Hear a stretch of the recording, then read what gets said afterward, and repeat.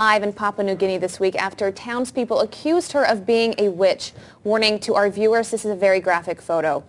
According to multiple reports, Kapari Liniata, age 20, was tortured and killed in front of a mob of hundreds in the town of Mount Hagen. The woman, stripped naked and covered in gasoline, was burned alive on a pile of trash by relatives of a young boy who had died earlier in the week. The relatives had accused Liniata of killing him with sorcery.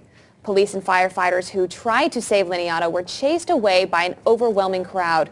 Agence France Presse writes that the woman, quote, admitted to killing the boy who died after being hospitalized with stomach and chest pains on Tuesday. Unfortunately, it's just one of many that I've come across in my time working on the rights of children in Papua New Guinea.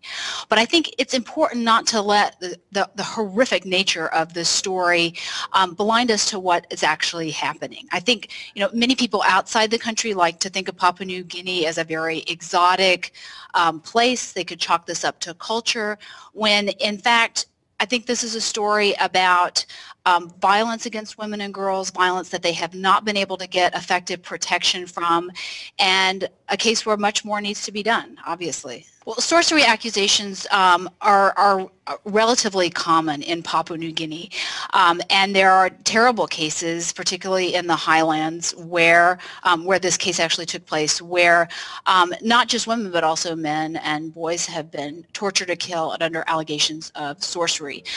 I, of course, haven't investigated this case, but I have been familiar with other cases where allegations of sorcery were used to cover up something entirely different.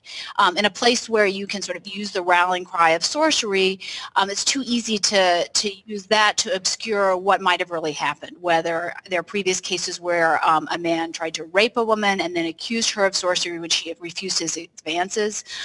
This is also an area where there is not nearly enough access to basic education and health care. So, for example, HIV/AIDS has hit very hard in Papua New Guinea. People become sick mysteriously.